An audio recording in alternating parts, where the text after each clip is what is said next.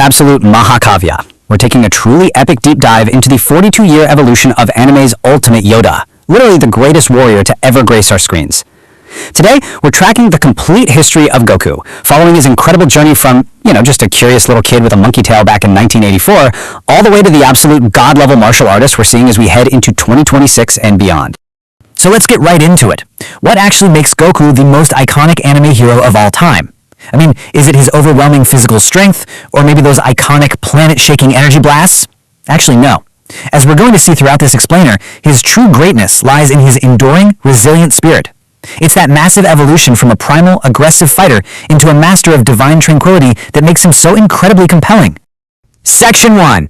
Origins of a Legend. To really understand the god, we first have to understand the boy. Let's travel back to 1984, to the very origins of this legend. This is where creator Akira Toriyama first introduced us to a humble, kinda eccentric kid living completely alone in the mountains, totally unaware of the massive universe waiting for him. And there is a very direct link to his mythological roots here. You can clearly trace this back to the 16th century Chinese epic Journey to the West, featuring Sun Wukong, the Monkey King.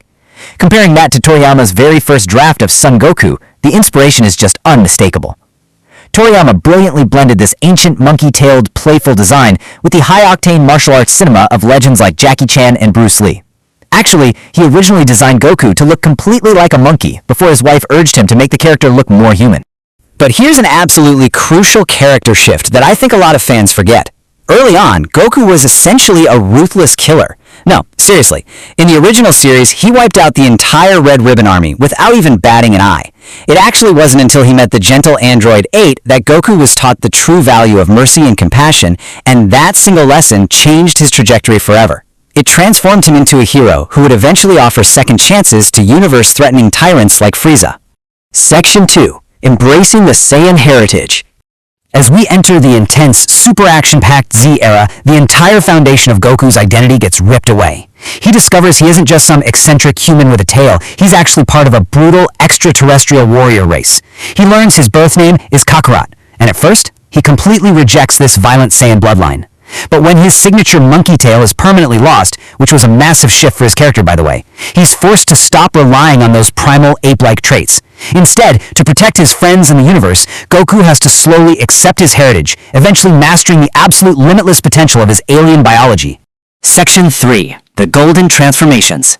Mastering that biology leads us perfectly into the era that permanently redefined anime action worldwide, the Golden Transformations. These are the legendary power escalations that didn't just change Goku, they literally changed the entire landscape of pop culture. Just think about this progression. We start with the primal rage of the Great Ape in 84, move through the strategic multiplier of the Kaioken, then hit the legendary Super Saiyan in 91. From there, it's the hybrid Super Saiyan 4 in 97, all the way up to the modern divine tranquility of Super Saiyan God and Ultra Instinct. It's a journey of a warrior evolving from pure, untamed rage to absolute serene mastery.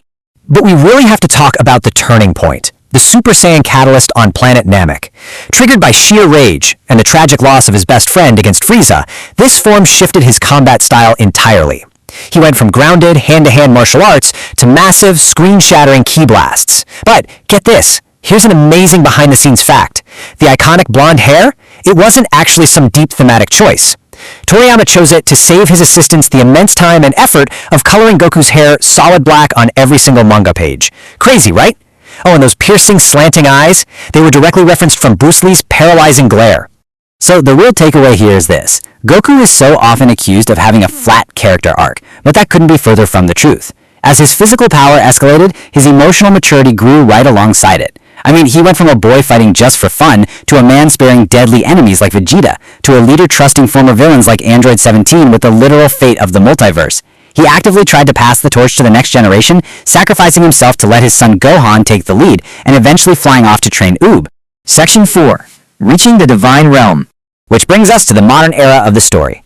Goku has pushed his mortal body to its absolute limits, forcing him to transcend into the Divine Realm, where he's now fighting alongside, and sometimes against, literal gods of destruction. It's fascinating to consider how different sequels handled this later stage of his life.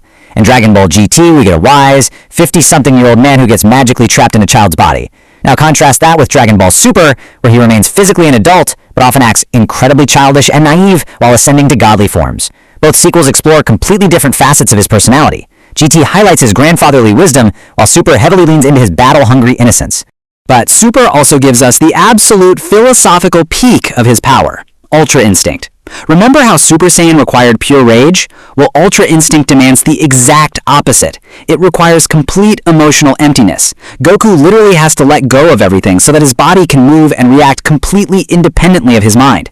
And when he achieves true Ultra Instinct, he brilliantly fuses his innate, fiery Saiyan nature with this cold, divine technique. It's the ultimate culmination of his 40-year martial arts journey. Section 5. A global anime icon. So, we've seen his epic journey on screen, but let's step out of the anime for just a second to examine the monumental cultural footprint this single character has left across the globe. Get this, the global anime market is projected to hit an astounding $56.39 billion by 2030, and it's incredibly ironic, isn't it? In the opening episodes of Dragon Ball Super, we see Goku working a humble job, driving a tractor, and farming giant radishes just to pay the bills and support his wife Chi-Chi.